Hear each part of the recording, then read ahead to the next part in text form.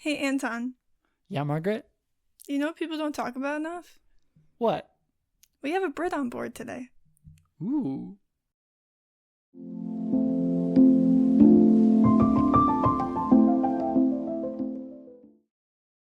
Welcome to People Don't Talk About Young Royals. I'm Margaret. My pronouns are they, them. And I'm Anton. My pronouns are he, they. And we're people here to discuss the show our friends are sick of hearing us talk about. If that sounds like you, stick around. If your friends sent you this podcast out of a desperate attempt to get you to watch Young Royals, take this as a sign. Go watch Young Royals, then come back to this podcast. Margaret, what are we talking about today? Today we will be discussing what one very nice and very generous British man, i.e. one of Anton's very best friends, thinks of Young Royals. Woohoo! And yes, I did write that episode description. The nature of this episode, being bonus content related to the plot of the show, means that unlike all other episodes of our podcast, we will not restrict ourselves when it comes to spoilers. Anything both of us have watched is fair game, and we have both seen all 3 seasons of the show. We repeat, this episode could and likely will contain spoilers for the entire show up to the series finale. You've been doubly warned. Alrighty, so hi everybody. This is a very special episode, as you are able to probably tell from that description.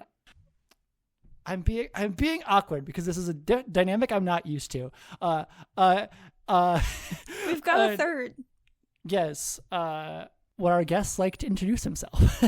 Yeah, hi everyone. My name's Alec from the UK. I'm one of Anton's good friends. We've known each other for a couple of years now, and he first introduced me to Young Royals a couple of years back, I think it was. Yeah. And about a year ago or so, actually, I think. Something like that. Yeah. And within the first episode, I was totally hooked, basically. It is a great show, and I can't wait to talk about it today and discuss it with Anton and Margaret. Very excited, and thank you for having me.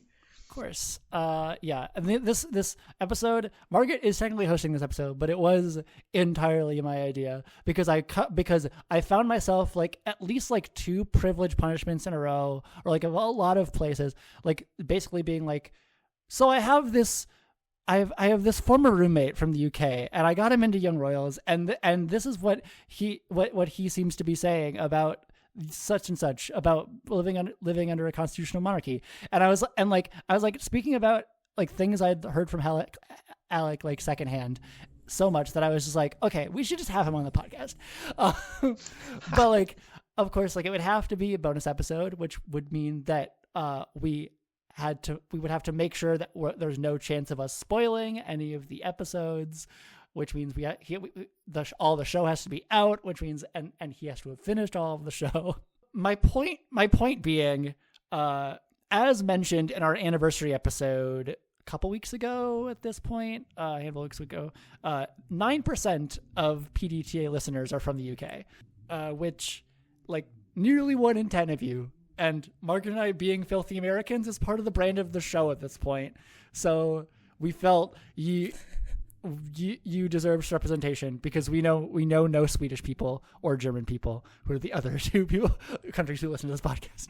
There we go. Okay, the whole point of the whole object of this podcast is to get people talking about Young Royals, and Alec is the only example of someone I've actually successfully gotten to the show in real life.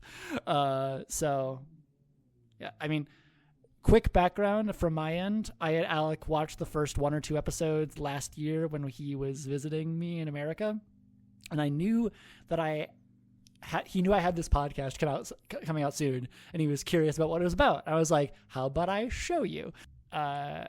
Background for listeners: Alec finished all of season 3 with me in 1 day when he visited this past May. I don't understand how you were standing by the end of that. It was so emotional, but the ending was it was everything I'd hoped for. Yeah. It was a great ending, and the show it tied it all up really nicely. Yeah. And then we watched Young Royals Forever, the documentary for the about season 3, and kind of celebrating the entire show 2 days ago, as of recording. And when we watched that, I couldn't separate the characters from the actors. It was so weird seeing them all interacting outside of that environment that we all know and love him about. Specifically seeing Malta, the actor for August, just like we had to pause like several times because he needed to like take a breather. That's really actually very fair. Especially if I think Alec, don't get me wrong, you've never really seen like any behind the scenes content like before that, right? No. Yeah, because you didn't want to No. you probably didn't want to spoil it yourself, so that makes total sense. But it was very funny. No.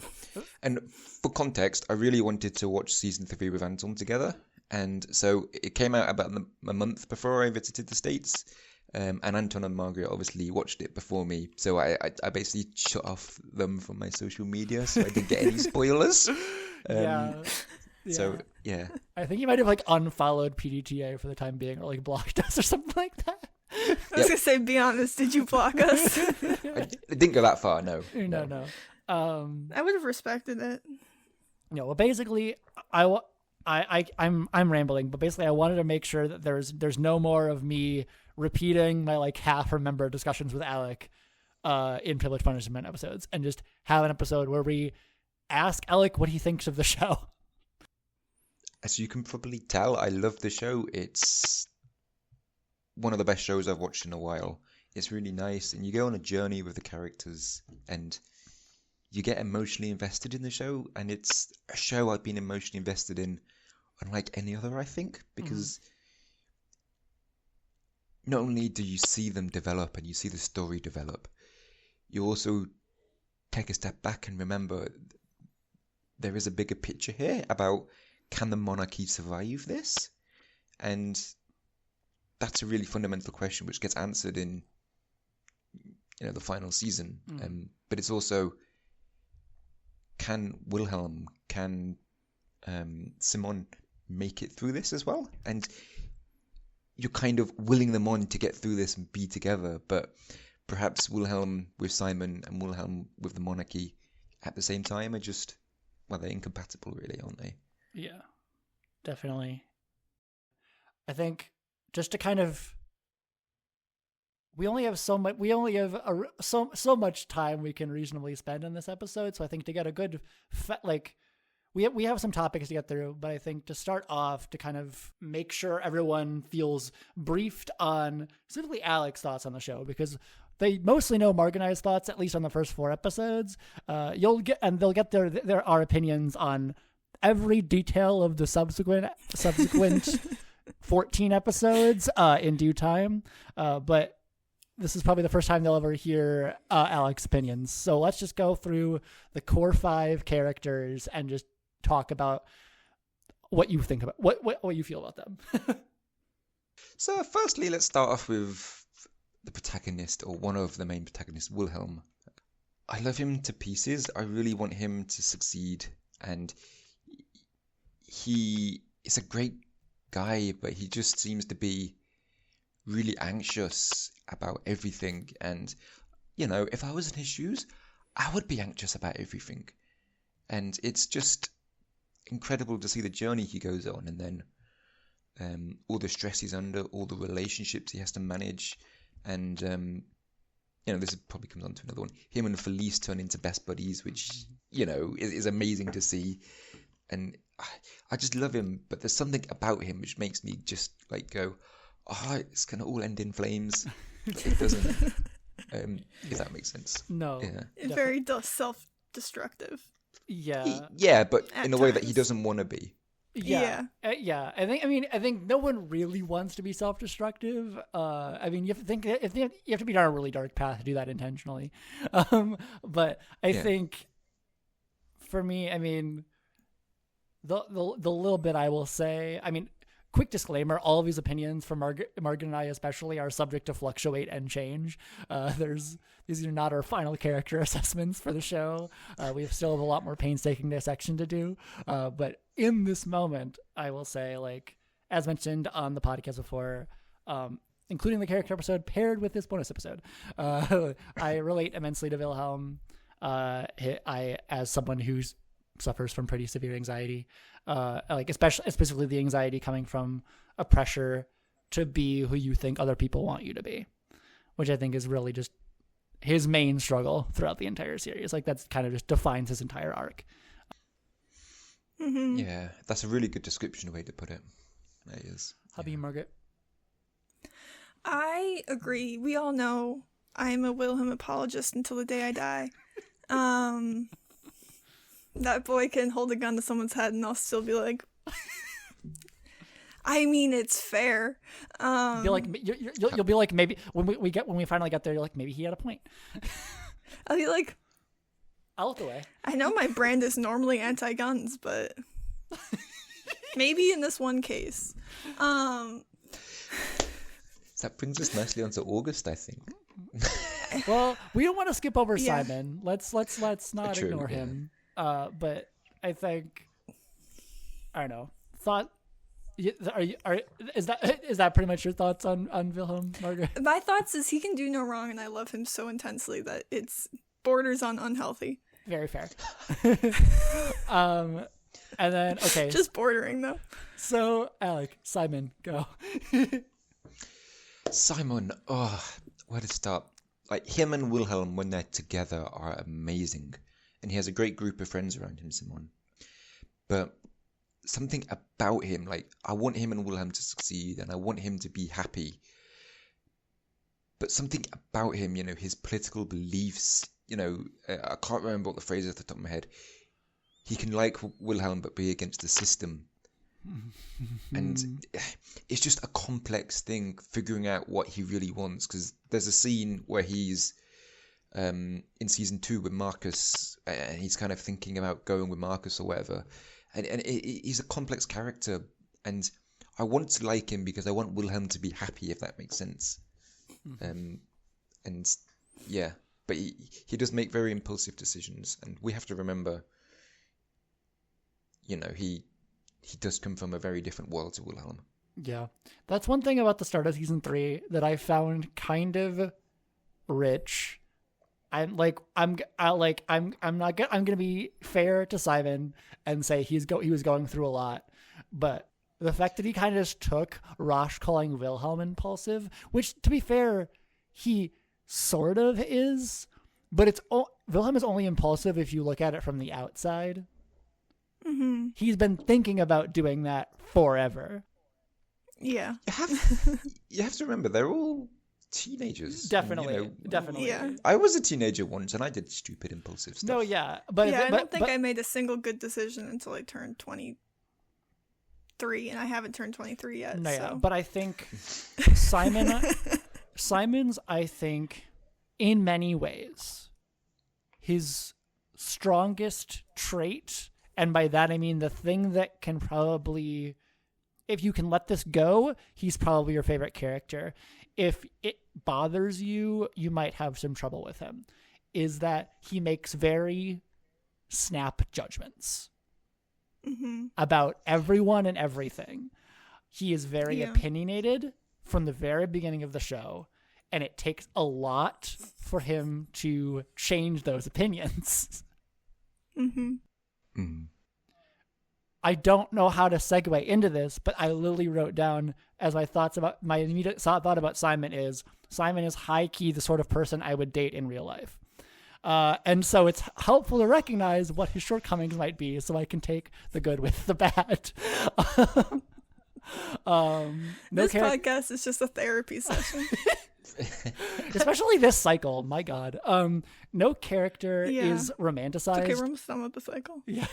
No character is romanticized or perfect on this show, and it generally makes you better at understanding people and forming relationships, I think, and that's really what Simon has done for me. Is that, like, I don't relate to a lot of Simon's personality, but I do get a lot out of him as a character because he has a lot of traits that I look for in a partner, and I can look and see how those traits aren't the best sometimes, or can lead to problems or conflict. That's fair. Yeah. Yeah. How about you, Margaret? I love him. There are some times where I do want to shake him and just be like, what the fuck are you thinking right now? That's what I was trying to say, Margaret. Yes. Yeah.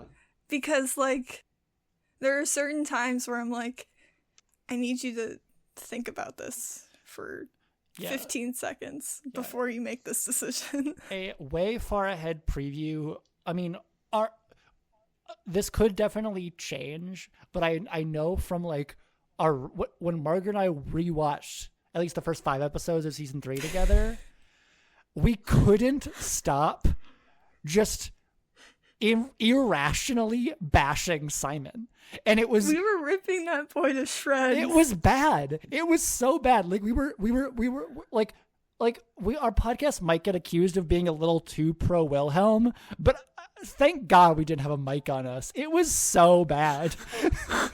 No, because you're so right. There were times, there was genuinely the week between, this is going to be exposing myself a lot here. There was a week between when like 3.5 came out and then when 3.6 came out. During that week, I was in Anton's DMs like, maybe I don't want them to be together. Like and not because of Simon right now, and not because of Wilhelm, which is a really hot take. It's a seriously hot take considering the state of Tumblr at the time. Like so many. It was all because of Simon. And we will get into our reasons in the future. We don't want to go into details now, but it basically boils down to us thinking Simon has made a snap judgment and is once again refusing to see Wilhelm's side or believe that Wilhelm has any sort of point. Mm-hmm. Which it just comes down to his stubbornness, which is like it's in a very, very valiant trait, and it's also a trait that gets him into trouble basically every single episode. Yeah, particularly season 3. It seems like it was like, yeah, pow. Bestie girl boss, I need you to think. To a place that more people can agree with us on. August. Thoughts on August, Alec? That boy deserved a gun aimed at him. Hell yeah. He did a lot of bad stuff, and again, they're all complex characters, but as much as I want to hate August, and he did loads of, criminal stuff, let's not forget that he filmed underage minors having sex. Trigger warning, child pornography. It was gonna happen. I was not gonna say it, so we didn't have to trigger warn this episode. I'm just accepted at this point. I kitty porn. Every single episode at this point, especially for this cycle, I've had to trigger warning child pornography because we talk about it. How can you not talk about August without talking about what he did? Very fair. I mean, exactly. We're literally in season. This is going to come out as a bonus episode within our season 1, episode 4 cycle of episodes. So it's like we've been talking about him recording that video like constantly. Exactly. Mm-hmm. But as much as I hate him for what he did and his relationship with Sarah is just something I didn't see coming, if I'm honest, and also I'm very weirded out by that type of storyline. No, fair. I mean, because it was just a very odd thing to happen and the kind of thing. But as much as I hate him for those character traits, I do sympathize for him because he was kicked out of a lot of stuff, and like he was kicked out of being prefect, and all that stuff. Yeah. And you see the anxious side of him taking those pills. Mm-hmm. It does make me sympathize with him, but then I'm like, he did just ruin 2 people's life. Like, he did, and also, I mean, something Margaret and I come back to often in our Alec doesn't listen to the podcast much, but as context, like we have for every cycle we have a specific episode about a specific character, and all our episodes about August have involved us. We categorize them in various categories, and August is always under character assassination category. And the reason for that being is usually that even when we sympathize with him, he creates a lot of his own problems. Yeah. But I will say, basically what I have written down in my notes is August has forever changed how I look at villains, especially in a teen drama context. I'm watching Bridgerton season 3 right now. I promise there's a point to this. And the day we're recording this, part 2 has come out, but I'm binging it in one sitting, and so I haven't gotten to it yet. But regardless, my point is that in part 1 of season 3, they started a redemption arc for a Mean Girl character, and I saw the vision instantly because of Young Royals. Like, you guys and listeners know me. I watch reactions, and in so many reaction videos, people are coming for Cressida's throat, and like meanwhile, I watched this half of the season just counting down the episodes until we get the full download on her family trauma. Like, yeah, that's fair. I was like, yep, and I was like, yep, that's right. Like August is so eminently hateable for so much of the show, but I don't know if I end the show feeling that strongly one way or the other. Like, I respect Wilhelm's forgiveness at the end, especially as someone who has seen more of August's struggles than Wilhelm has. Like, August has done awful things, but it's hard for me to consider an 18-year-old an irredeemably awful person. Yeah. Maybe that's a little too generous, but I mean, I think you're being very generous here, and I'll second that by saying the amount of thought he put into it before he posted that video to me will always be unforgivable. Yeah. Particularly because, well, first of all, minors. Second of all, no consent. Third of all, the thing that happened at his initiation with the having to watch porn. Yeah. You would think he would be sensitive to the way that can impact somebody. But instead, he's like the complete opposite. And I totally get that perspective, but the thing is, I've said this to you, Margaret, and I think we've kind of debated on this point.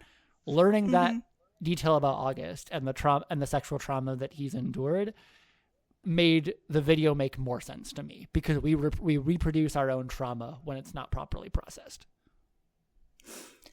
Yes. So sorry, I want to jump in here, Anton. Yeah. There is no excuse for posting that video. I'm not whatsoever. saying I'm not making an excuse. I'm offering a explanation that makes sense to me given his emotional, given his emotions. I'm gonna be very English majory for a second. No action. You always are. No action is objective, and I mean, literally in a few weeks, listeners will hear me say I want to punch August in the face. I am not saying that I'm writing him off entirely. I'm saying, like, ultimately, I sort of come out not knowing how I feel, and hopefully that's something I can figure out in the next years that we do this podcast, because I have so many complicating feelings about him. I don't know how to reconcile them in this episode. So I get what you mean. That's just it. As you said, part of me wants to punch August and be like, why are you doing this? And the other part of me wants to, like, just give him a friendly hug and be part like, of me, I can't get better, because I know how it all happens and the social forces at play and the trauma that shapes his decisions. Like, I know him too much to fully hate him. You see, and I disagree. And and this is where Margaret and I differ almost fundamentally, I think, is that I don't hate easy. And I think I hate far too easy. Because, okay, it's your responsibility as a human being to, in my opinion, deal with the shit that negatively impacts how you make decisions. And if that is trauma, very, very fair, that's your responsibility to deal with it and not perpetuate it onto others. My only question before we move on to Felice, because we could stay on August for the rest of the episode, is what resources did August have? Therapy. There's a therapist on there campus. There is a therapist, but it's not like Boris hunts people down if he thinks they have trauma. No, but no therapist does. And no, I still go to therapy. You go to therapy. Yes. I'm just like, I don't know. Like, therapy doesn't work unless someone's ready for therapy, and August was not ready for therapy until like season 3. Sure, but like it's still not. I'm not. Like you don't have to I'm not necessarily trying go to to excuse therapy to him. not I'm just perpetuate. saying. I'm just saying. This is that toxic empathy peeking through that we talked about literally in the episode that's going with this one. And we're just gonna move on because that's something to deal with later in therapy. All right, Felice, Alec. God, where to start with Felice? In season 1, I was kind of a bit like, I warmed to her as the season got on and as season 2 came and as she became good friends with Wilhelm especially. They were great friends, and yeah, she I really like her as a person. She seems great to get along with and great friends around, and she's so supportive.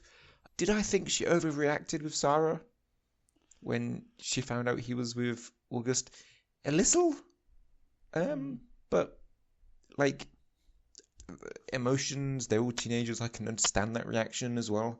Yeah, I think for me, I don't know. This is I'm doing what I often do with Alec, which is he doesn't actually literally pose a question, but he demonstrates uncertainty, and then I just give my opinion. So, I think what I see happening is that, in a way, Felice sort of put Sarah on a pedestal, and for all of season 2, especially, was very much treating her with like kid gloves because she cares about her so much. And then she finds out that Sarah is not the person she thought she was. She betrayed him. Oh, sorry. Yeah. Well, she betrayed her, but she also, I think what Felice is more upset about is that, like, she doesn't care about her dating August. She cares about her betraying her own brother. Mm-hmm. Like, yeah, I didn't even think about that. Yeah, because everyone else around Felice thinks it's about August. Well, like, about her dating August. But all Felice says as an explanation is she's not loyal. Mm-hmm. And she doesn't mean to her. She means to her brother. Like, she calls her disgusting. And it's not... And she's already found out that she's dating August. Or she's in love with August, at least. But she finds out that she knew about the video. That's when she calls her disgusting. Sorry. I have a question, sorry. Yeah. Did Simon ever find out about Sarah and August? Yeah. Yes, because she says because I thought I was in love with him. And that's that How did he react again? Sorry, this is my not in-depth knowledge of Young Will shining through. No, it's all good. Alec has watched season 1. It's the gunpoint scene. Yeah, at gunpoint, he finds out that she knew about the video and that they've been seeing each other at the same time. I remember now, and he storms off. Yeah. I remember now. Yeah. No, I think all of those thoughts on Felice are very, very, very valid. I think, for me, Felice also rewired my brain chemistry, like, along with August. Like, I now see popular girls entirely differently, like popular girl characters, because I now see, like, how they can act, like, against tropes, like, and against, like, stereotypes, because, like, Felice literally broke the mold being the least problematic person on the entire show. Like, that's not true. Do you remember when in Heleska, they didn't make this point initially, and it took me a while to realize it. I think Anton actually pointed out she's one of the only mixed race person. Yeah, but that's not her being problematic. It's the No, but it causes problems for Heleska. Yeah, but I mean, by problematic, I mean, like, problematic in the cancellation sense. To the core plot, okay, yeah. No, well, problematic, but by problematic, I mostly mean in the sense of, like, if she was a real person, would she get canceled? And, like, she does very few cancelable things over the course of the show. Like, kissing Wilhelm without his consent is, like, literally the only one, and her bad taste in dating August. But we have to kind of forgive her about that. She was going through it. Bad taste in dating August, and also she was rude to Sarah in the first episode. Yeah, and she was again having a bad day, as I've said in a previous, as I will say in the Fleece character episode coming up in a few weeks. We all have bad days. Like, it's that's true. I mean, in fairness, we did assassinate Felice in the very first episode, but I think Yeah, we she did. sort of deserve it, given the very little we knew. And we called her Felice the complicit. Like, we didn't really necessarily assassinate her for It stuff was like she a- did. It's for stuff she If didn't we're being do. honest with ourselves, she was character complicated, but you can't start somebody at a character complicated. Yeah. Like, character complicated is kind of like our middle of the road thing where we can't really assassinate them, but we also can't, like, stand them. Like, we can't celebrate them. Like, it's a whole... It was this thing of where we needed like August was already so August that we needed to have another metric to show that character assassination wasn't this like extreme thing that only the worst of the worst got, I think. But Yeah. I think, I don't know, like Felice's journey in season 3 is everything I wanted from her since the start of season 1.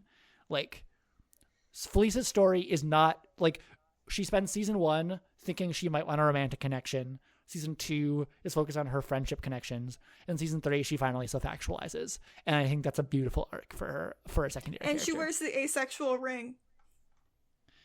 Which Alec has no context for what that is. But Okay, so I the think I can asexual- figure what it means. yeah, it's a black ring on your right middle finger. And and like she's wearing it in season 3. Mm-hmm. And people got, I don't know how many people have actually talked about this on like at least Tumblr. I have no idea. I deleted Tumblr off my phone. No, fair. I was spending too much time on it. No, that's solid. It was a problem in my life. And then now our last remaining character before we move on to more things that are more related to having a British person on the podcast. Sarah. Sarah, the word that you use, character complicated, she fits into that, like perfectly in my opinion. On one hand, you know, I like her, I want her to support Simon. She's trying her best, and you know, she's a great friend to Felice. And you have to remember, she's doing all this while she suffers from ADHD as well. Yeah, ADHD and being on the autism spectrum, which definitely makes it hard for her to relate to a lot of people. Yeah. But then, on the other hand, with all the stuff kicking off between Wilhelm and August, I'm sure you guys have talked about that for ages. What planet are you thinking, trying to get with him and kissing with him? And, you know, as Felice says, being disloyal. And then, one thing I think the show glosses over a bit is, you know, she reports August to the police, which is like, yeah, go for you. Yeah. And then I know August and Sarah say farewell, and that was a good decision on her part, and so she had learned from her mistakes, in my opinion. So yeah, character complicated. She kind of redeems herself, and yeah, I would say she does redeem herself, but she is still in the character complicated for me. Yeah. I literally just wrote Sarah. Never has a Where is that? Never has a fandom turned on a character so fast in my experience.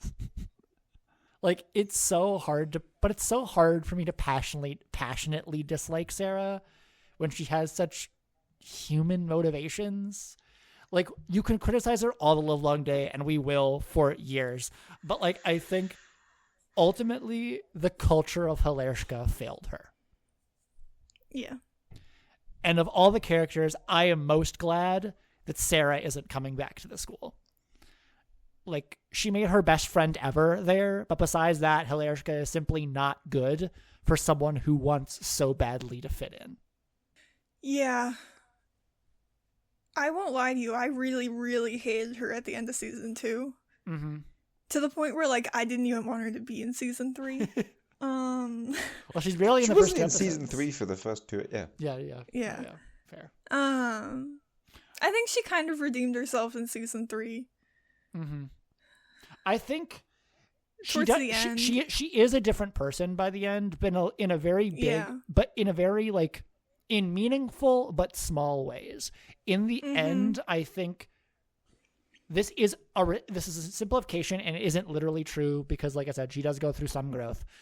But a lot of the show is Sarah trying to fight her way back to who she is at the start of the show. Yeah. Like, she has forgiven her father, and has become a better person. Like she's become a more well-rounded and like just generally like happy. Like she's become more happy with herself, I think. Like she's gained, she's gained a sense of self-worth that she didn't have before, I think. Yeah. And I don't think she becomes that same person that she is at the start of season 1, for example. She's a totally new person, and I love that new Sarah. Yeah, I do love that new Sarah, but I think a lot of her behaviors, she was already who she needed to be. She just had to realize that. Like, in a lot of ways. Like, she is, because what she starts off the show being defined by being very honest and very, like, true to herself. And then I think she was also quite introverted. She's also quite introverted, but that's kind of just a trait. I don't really see that as any particular, like, yeah. But like ultimately, I think she spends a lot of the show losing herself, and she doesn't find herself until pretty much the very end. Yeah, yeah, I would agree with that. I would as well. I enjoyed her journey. I could have done without the Mika of it all. But I could always do without the Mika. Yeah, I can understand that. I think there was value to it, but I think there was value to it. It's not like I think that shouldn't have been in the show at all, but I don't think her journey was defined by that, I guess is what I'm saying. No, definitely. I think it was a valuable part for her specific story of accepting herself and accepting yeah. I agree with that. That she should embrace her uniqueness because like it's a strength, not a weakness. Mm-hmm. But we've spent 40 minutes just talking about characters, so we should get on to our next point, the pressure of celebrity / monarchy. This comes from the fact that in kind of our pre-recording discussion, Alec mentioned that watching the show really opened his eyes to this, like the pressure of celebrity and the pressure of being a monarchy. Shall I come in here? Yeah. It's in my view, watching the events of Young Royals unfold from, their personal perspectives, and you have to remember while they're navigating these relationships between themselves in Haleska, and not only that with their parents and etc., all the other actors involved. While all this is evolving, they are becoming a spectacle. They're being reported on in the news. It's all over social media as well. And, the Queen keeps saying, what the people are going to think about this. It's going to be how it makes the monarchy look kind of way. And it does put into perspective, you see all these celebrities jetting around the world doing all the things they do, all these athletes. You see all these monarchs and royal families across the globe. And it does, make one wonder what type of pressures are they under, what goes on behind the scenes. And it's just like, everyone's human at the end of the day. Yeah. And we have to remember that. Yeah. For me, I don't know. For me, it's interesting because when you first started bringing that up when you were watching the show, it weirdly took me off guard, and I couldn't figure out why. And I think it's because based on my own like past experience of watching various forms of media, like I think American media, at least the online content I consume, is very interested in like, especially in like the past like 5 years or so, like is interested in like the question of like the cost of celebrity and like that duality between like, is celebrity a privilege, but is it also a punishment? And like, I'm also like absolutely feral for most stories involving royalty. So like because like this is, I literally figured out why. It's because it's all too often an intersection of class and sexuality that like even when it isn't queer, it feels queer because you're weighing love against social expectation. And it's sorry to come in here. It's funny you mentioned that because I think all Wilhelm would want is just to be able to go into the corner shop, the local grocery store, and just not be recognized and just be a normal person. You know, he doesn't strike me as someone who shines in the limelight. No. And, you know, as much as the royal family tries to make him shine in the limelight as the crown prince, it's just not for him. He rises to the occasion, but I think I'm realizing there are ways in which Wilhelm and Sarah are similar in the sense of they thrive most when they feel entirely authentic. Like they don't feel like putting on a facade. And that's what they do, or that's what Wilhelm does in his role as crown prince. No, definitely. And then he just finally snaps and is just like, it's I what can't he's do this. Forced to do. And a lot of the things that bother him throughout the show, especially early on, like one of the earliest insights we get into Wilhelm is the degree to which he absolutely despises the way that people talk to him like they know him, but don't at all. Like they know the crown prince, so they know like the facade that his family, they know the prince, they know the facade that the royal family has created for him, but like they don't know him as a person. Like hardly anyone does, and like that's what like Simon just treating him like a normal person. Like that's what draws him to him in the first place.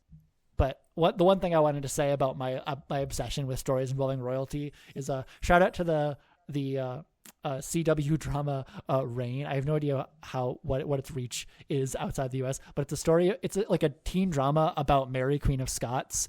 That is like my closest touch point before Young Royals about how monarchy works, which like it's literally takes place in a like fictional version of the late 1500s or like the mid 1500s. So it's like not like Young Royals at all, but it's really funny to me.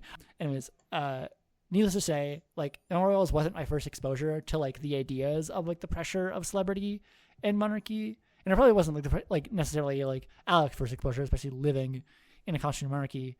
But I think it's interesting that like even as a Brit, these ideas, like you hadn't really been made to confront these ideas. Yeah, it opened my eyes a bit further to that kind of concept. Yeah. I'd agree with that.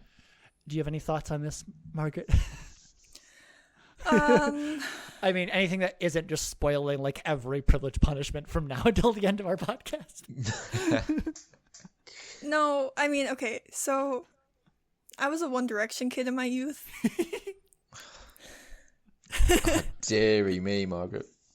Breathe, Alec, breathe. like big time. Okay. Like they were my top Spotify artists for 10 years, okay?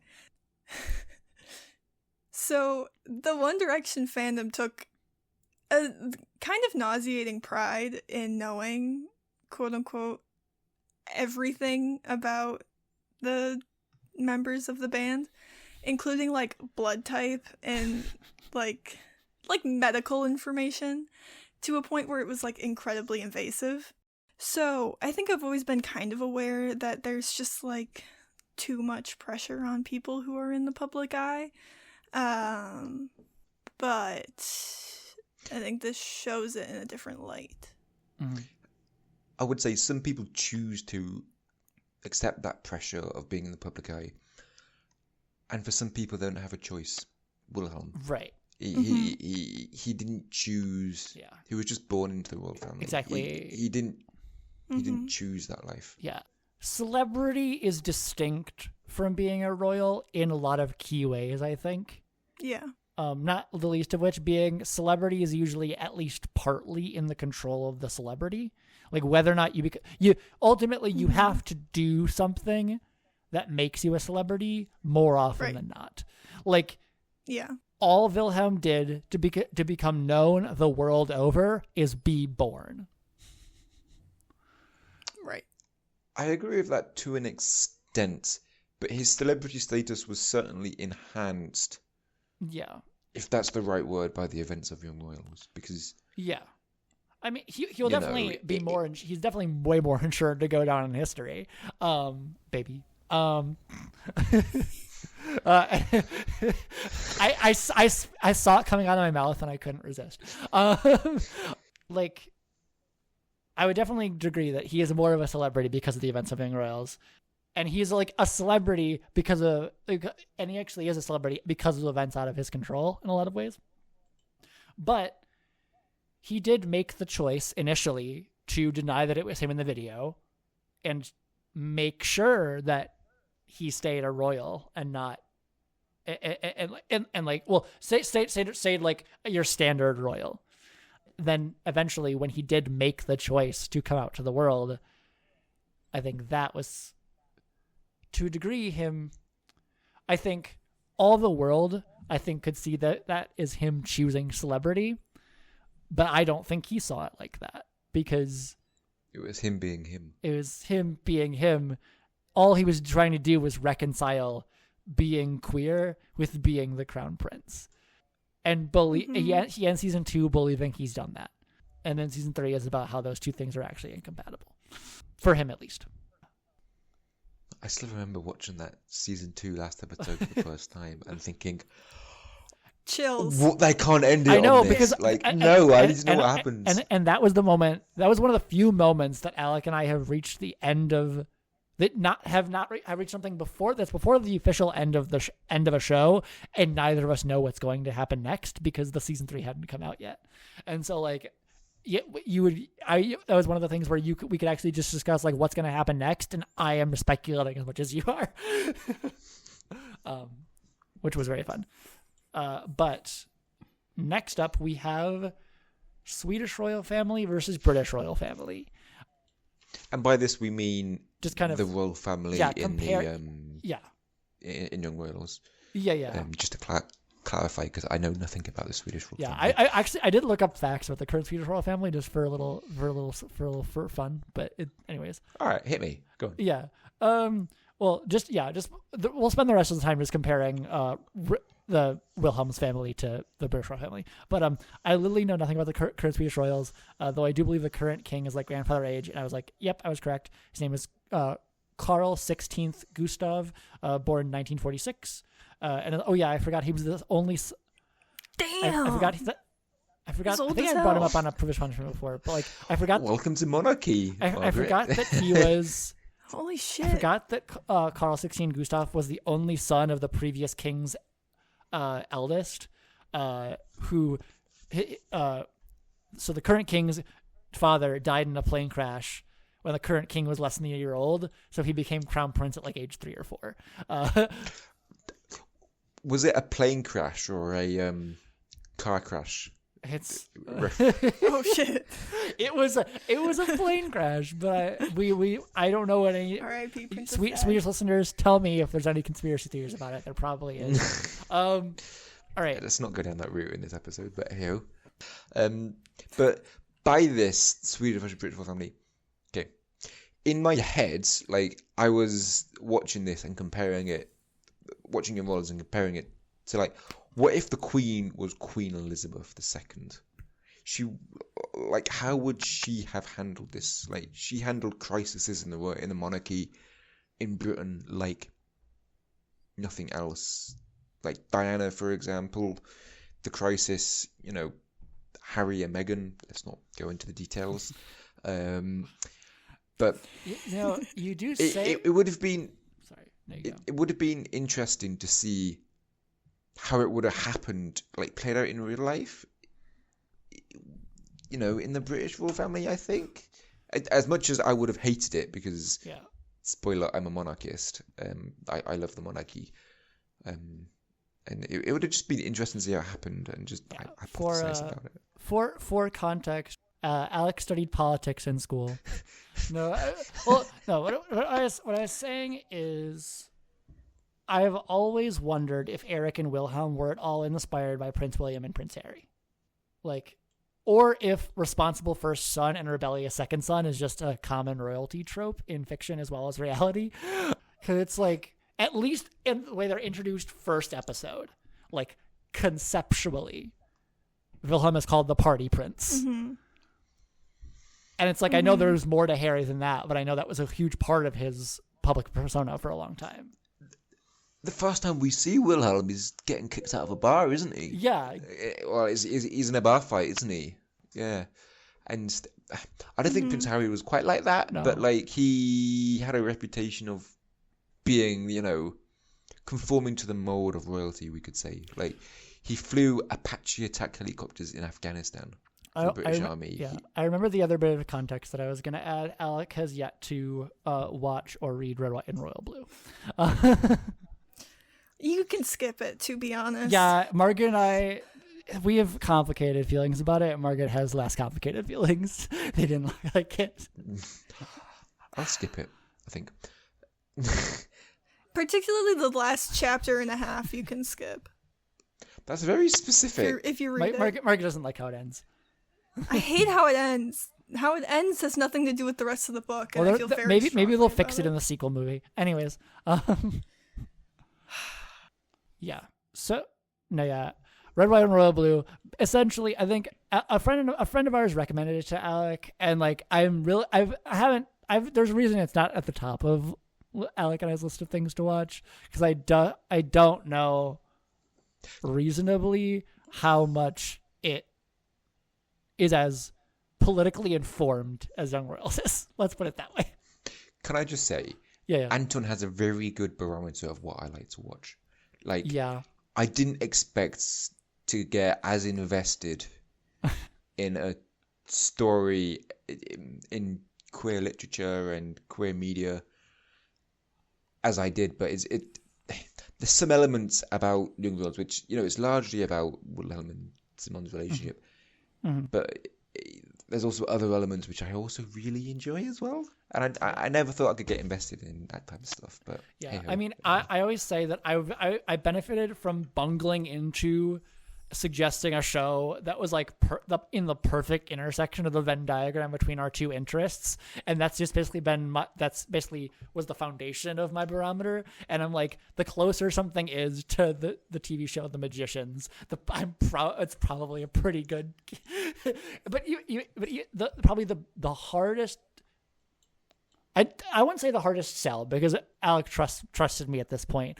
But the biggest stretch I think I've done that will show that Alec still ended up enjoying immensely is he is caught up with Heartstopper. So There's a new season coming out too this fall. October 3rd. Mean Girls Day. Anyways. I was gonna say that's a day. Yeah. Anyways, our next subject, let's just move on, is if the publicly, this is a question that Alec asked in our pre-show, our pre-recording meeting, and this is, I liked it a lot. It makes it sound If so the official. If the publicly known events of Young Royals happened in your country, how do you think people would react? Okay, and at this point, I'm going to jump in and just say, I've thought of another question for you guys. Yes. And just off the back of this, okay? Obviously, you guys don't have a monarchy, right? But as Americans, and I know how you guys would feel about this, what would the reaction be if a sitting president came out as gay or queer? Like if the president did or their kid? Either or. I kind of do get into this in my answering of the original of the original question, but I also do. I just thought it would have been a good question. No, you're good. Yeah, well, yeah. Your question, that question will get answered, I think, in the course of Margaret answering the question. But let's start with you, as we have been, just so we get the British perspective, and then we can Americans can jump in. Okay. So, okay. Yeah. I love Young Royals, and I want Wilhelm and Simon to succeed. But this is where my feelings get quite complicated. Because as I said before, I am a monarchist. And if the events of Young Royals happened in the United Kingdom, I don't think I would be able to cope. Like, the monarchy in the UK has been around for hundreds and hundreds of years. It's a staple of our country. It is an institution. When you think of Great Britain, one of the first things you think of is the Queen and her corgis. And for that not to continue, I know the monarchy does continue in Young Royals. Mm-hmm. If it happened in my country, the media and everyone would go crazy. Yeah. It would. The scrutiny on a hypothetical British Wilhelm would be insane. Mm-hmm. the press would stalk him. They would stalk Simon, and they kind of did in Young Royals to an extent. I don't know how it is in Sweden, but I know something I've heard about Britain is that your tabloids are ruthless. Yeah. Like even more than American paparazzi, which like American paparazzi are nothing to sneeze at, but like British tabloids or something else. Yeah, I don't know a whole lot about them myself, but no fair. I mean, I'm just like you can just see quite literally how many, like, just look at the last like week of Daily Mail headlines, and it gives you an idea. But I definitely understand where you're coming from, Alec. From the little I know about the UK. If this happened in the UK, Anton would not hear the end of it, is all I'm saying. Yeah, Alec would not stop talking about it, and he would. And you would be my therapist. Yes, I would have to help you cope. But as an American, basically, I said like this takes a bit of imagination, like as we have to envision America as with a monarchy, and like. Our celebrity culture is the closest thing we have generally, but I feel like it's just not the same because celebrities aren't really meant to represent like the soul of the country in a big or like represent the country itself, like itself the way that monarchies are. And like the president is our executive leader, but the elected office, like again, like it makes it different.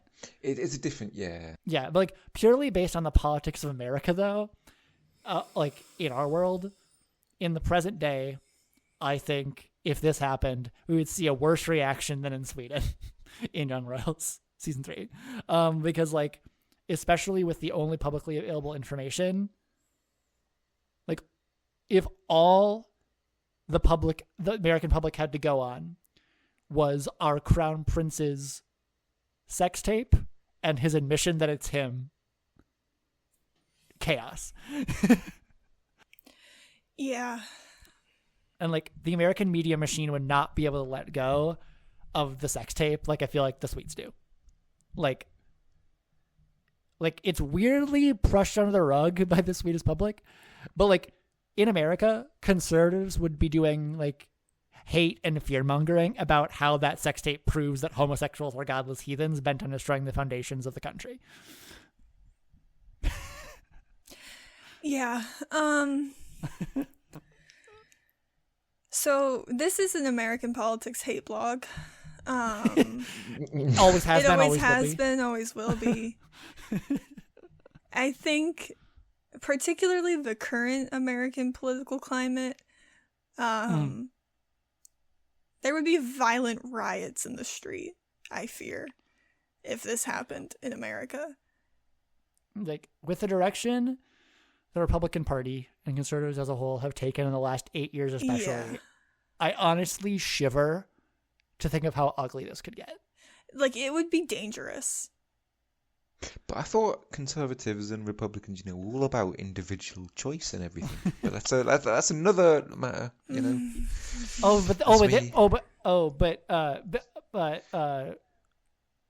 being gay is only a choice when you're trying to do conversion therapy. Mm-hmm. Otherwise, it's just a fundamental sin that prevents you from being fully human. You also can't make choices about your own body, but. Oh yeah. And also, this is getting some real shit. Some Americans might get really uncomfortable when I say this. I also think that even a lot of Democrats would publicly support our crown prince, but not know how to speak on it without putting their foot in their mouth. Yeah. Because it does disrupt the status quo. Mm-hmm. And one has to be practical. Eye roll. AOC would slap, though. She would be the best to talk about it. Do you know who AOC is, Alec? Yes. I'm in love with her. I figured. You know about American politics more than a lot of Americans.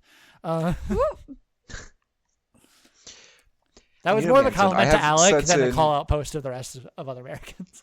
And Anton knows me. I am very opinionated on a lot of politics stuff. So yeah. But this isn't about my politics. So No, but I don't know. I think, Margaret, would you agree with that assessment? Do you have anything to add about this fictional world fictional nightmare that we're cooking up? No. I have something to add. Yeah. Instead of aiming a gun at someone, I think a lot more guns would be shot, Oh yeah. which is scary. Oh But no! that's just Oh me no! Instead of shitting on storming the America's- Capitol, we're gonna get a storm the palace. Yeah, I do fear that there would be several assassination attempts. It's a revolution. Yeah. Those bodyguards would actually be needed. Yeah. Unlike them just trying to keep trap Wilhelmets in Hilarska. Yeah. Well, it's funny you say that because obviously in Young Royals, just bringing it back a second, Simon's house was attacked. Yeah, A brick was thrown through it. and then Wilhelm was never attacked. Like, it's so crazy. Yeah, and that partly represents the societal backgrounds that they come from. No, well. yeah, but I think actually that is something to consider. Like, if America was a monarchy, we would still, I think, generally treat monarchies like most societies treat their monarchies, which is that, like, they would still know that, like, I don't know if there were to be an assassination attempt on Wilhelm if they didn't know that August was next in line.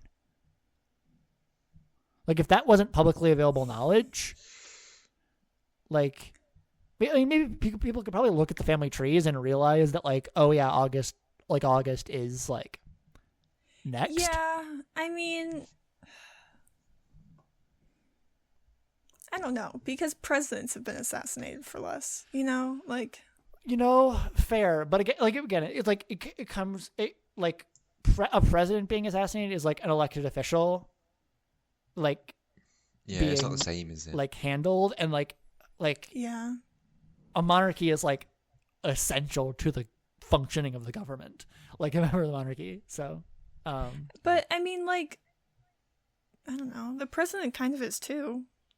no, definitely. At least for the executive branch. No, definitely. But also we do have literally I guess in the same way, like, we do still, We have there is a line of succession just like monarchy for the does. executive for the presidency. There's a line of succession that's like 13 positions long, something like that. Maybe, I like, think it's longer. Because it's Speaker of the House. No, it's Vice President, Speaker of the House, and then every cabinet position. Yeah, In a specific order, Yeah. I think. But, any- maybe America was the bad example to do it. No, Because, America's just hard to answer. It's hard to answer that question, which is part of the reason why we had you on in this episode in the first place. Because it's like, we can only speak about this hypothetical American monarchy so long before we start just talking out of our ass. it wouldn't have been Because hypothetical if you guys didn't decide to revolt. But, there we go. I knew you were going to bring that up. Alec has never forgiven us for the Boston Tea Party. I've forgiven you for revolution, but I can't forgive dumping tea in a harbour. That's not right. They redo it every year too in Boston. I'm fully aware. Yeah, I'd like to go cries just to- every time that just- happens. Every day. I'd like to go just to try and disrupt it and stop it. But, no. That'd be really funny. I'd pay good money to watch that. Stop in the name of the king. I can say that now. Yeah. All right. The last thing we're ending off with, coincidentally, not coincidentally because it was on purpose, is the ending of Young Royals. Our thoughts. I cried. Perfect, no notes. I said perfect, no notes. Where do we begin with the ending of Young Royals? I know. I was screaming, crying, and throwing up personally. Okay. But given everything we as the audience have gone through in 3 seasons of Young Royals, I think the ending is as good as it's going to be. Oh, yeah. I mean, Edvin in Young Royals Forever calls the show a window into the characters' lives. And that's literally what I've said on this podcast since the beginning, and what I've been saying at least since I met Margaret and actually had someone to discuss this show with. Like, which was only our senior year of college. Exactly. Yeah. I like to think during this window of the show, or of their life that we get to see as these characters, they mature, they figure out what they want, and they discover themselves. Mm-hmm. Yes, they make bad decisions along the way, but the ending is one of the best endings to a show I've ever seen. That shot of them in the car as they drive off on their summer holidays it will forever, I was in tears watching that, Anton. It was, and they were happy tears, because after all that emotion and all the challenges, these characters have been posed, it was finally good just to see them be genuinely happy.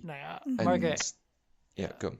No, yes, Margaret knows. Margaret knows, because I was saying this. I told them this, which is that specifically in season 3, episode 6, when Villa's song starts playing, which is the song that Simon sends him as a birthday present, within like the first time the word revolution gets mentioned, I'm pretty sure from that point on, I was just choking back sobs for most of the rest of the episode. Fuck. I was fucked up, let me tell you. I was fucked. Okay. Yeah. I watched all of season 6 in one fucking day, right? Season 3, yeah. Sorry, Felt like season season 3, 6. yeah. I will repeat. The amount of emotions we went through. It wasn't necessarily an all in one sitting, because we went for a walk between season 3, episode 3 and episode 4. That's fair. Yeah, a rock is thrown through Simon's window, and then we're like, let's take a break. I don't know how you guys managed a week between episode 5 and episode 6. Like, oh Panic. my god. We didn't think this podcast was going to continue. There was a genuine like we had a contingency plan in case the ending wasn't what we wanted. Like, which was literally, we were going to do a bonus episode about Young Royals Forever, that documentary you watched 2 days ago, Alec, and that was going to be the end of the podcast. We were going to move on. We were just going to do we were just going to go on to phase 2 of this podcast, which is just talking about anything else. But I go back to what I said in this opening bit of the ending bit. Like, it's a great ending for all the characters, I think. Oh, couldn't have been more perfect. Yeah, and like, we were on here, like, on this podcast on a bonus episodes. Our bonus episodes for season 3 were called "Coming When," and it was like we were speculating about a time jump, about like whether or not the show would end with like us showing a bit of Simon and Wilhelm's future. And I'm so glad we didn't get one. I'm so glad we didn't get one, because time jumps always ruin it. Because I'm curious about where the characters end up in adulthood, but I'm totally fine if we never get those answers and just get to imagine it. Mm-hmm. We end their window of their life. Yeah. And they were happy, and they had not a plan for the future, but they were finally together, and they could be together without that pressure and the question mark hanging over Wilhelm, especially. Yeah. I mean, a lot of the actors say this in Young Royals Forever. As a person who is a pretty strong advocate for something known as death of the author, which is just essentially like once a piece of media of any kind is out in the world and is experienced by audiences, the author has no say on how it gets interpreted. And so I think part of that is also the empowerment of fans and like the audience of a show to decide what happens next. Yeah. Like, it's up to us and our imagination. And like too many authors have a hard time letting go of a story and keep trying to add on to it and insist that like, and I mean, I get it. And I, as an author, I get it. I literally the other day, I've been working on a series, and about a month ago, I had an idea for what a sequel series could be in the same world. And I was like, dang it, I thought I was done. But it's like, there's thinking there's more story to tell. And there is what some authors have done, like She Who Will Not Be Named, talking about various things in her wizarding world that Fuck that bitch. that are true, but were not in the text. Yeah. What do you think of the ending, Margaret? Of Young Royals? Yep. Perfect. I think it was perfect. I think it left us with, like, just enough to be able to, like, imagine what the rest of it will be, but not having to see it, so it can kind of be whatever we want. Yeah, and I think the end. Yeah, I think anything that happens after the ending, I think belongs to individual fans. Like none of us are going to agree on what that canon, what that is going, what the future is going to hold, and I think that's beautiful because there's a motif that doesn't get like fully like explicitly completed in season 3, where Wilhelm is asked to write an essay about his future, and he stares at a blank page and doesn't know what to write, and it's not because he doesn't know what his future is. It's because he does, and he doesn't want it. And it's like... But he changes his future, doesn't he? He changes his future. And that blank page stops being a terrifying thing. And it becomes... Like I love that the way the show literally ends is where Sarah's car is headed explicitly is anywhere. Yeah.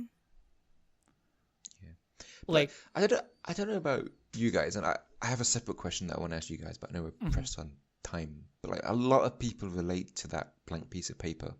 Like, what is our future? We will have challenges. We will have relationships to maintain with family, with friends, and it's about.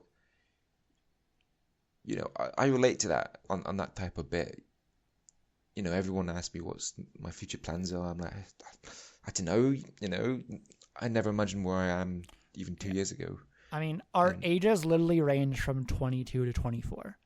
Like, if there is any time in our life when we know fuck all we're gonna do, what we're gonna do. Exactly. But I do have a question for the both of you. Yes. And this, for context, I have no qualms saying I am straight. And Margaret and Anton are queer, if I may use that phrase. Yes, of course. Okay. You're good. Yeah, we have both reclaimed it. So yeah. Anyway, that's good. Yeah. How, if any, do you both relate to the challenges Wilhelm and Simon face as queer individuals? I think... And you don't have to answer if you don't want to. No, fair. I can at least answer. I think there is a part of me that wants to disagree with this, and I think there's a way. You can still I could debate this with myself, but I'm just gonna say what feels true right now, which is that there's a certain universality to any queer story. Yeah. For a queer person, it doesn't really matter what a person's identity is, what a character's identity is, or if they're like Wilhelm, if they're basically queer but like entirely unlabeled, and who the fuck knows what's actually going on in his head and in his heart. Yeah. Like, there is an element to, as long as you are born and raised within a society that has not normalized or even like celebrated differences in identity related to gender and sexuality, before you even have the language to know what is quote unquote wrong, you feel like some sort of outsider. I get what you mean. And like, regardless of what a queer character's individual story, individual labels, individual identity, like regardless of what they go through, there's some element of that I'm always able to lock onto. And like, I mean, to the point where even when characters aren't literally queer, but I feel like I can relate to some element of their experience, I often end up reading them as queer. Mm-hmm. Because it really empowers me to feel like I see myself in the media that I'm consuming, and I am able to understand myself just a little bit better and feel in a very, very real way, and in a way that I'd never want to discount. As a storyteller and a lover of stories, you feel less alone. Yeah, I agree. I think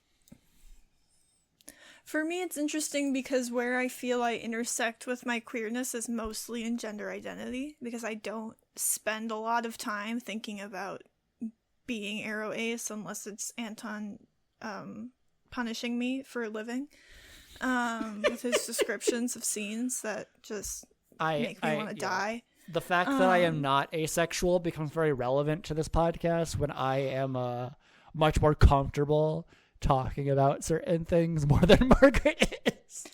I also intersected with my Instagram becoming increasingly more concentrated with thirst traps of Lando Norris. It's about 90% of that, and I don't know how to stop it. Alex is also an F1 fan, for context. Yeah.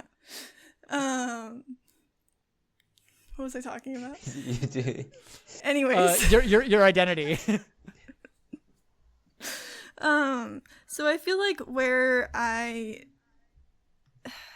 it's interesting because I don't look at queer media and think about sexuality a lot. I look at queer media and I just also feel that. Not necessarily because of, like you were saying, any one given identity, because where I interface with queer media is generally not the identity that is portrayed. Yeah. Just because there's not a lot of non-binary aro ace rep. Yeah, that's a very specific intersection. But weirdly common, at least in my life. But as Margaret, you attract us like Pokemon. Yeah, I collect. I know at least two. And if I just broaden that to trans ace people, then we're getting higher numbers. But Happy anyways, Pride. Happy Pride. This is why people are totally valid in having their own feelings about this word, but it's why I have always felt endeared to the word queer and have understood its importance. Not only as someone who is looking at a future in academia, which is where queer as a reclaimed word started, but because gender and sexuality combined form a varied yet singular experience. Or it's like there is not one way to be queer, but when you are queer, you feel connected to everyone else who is.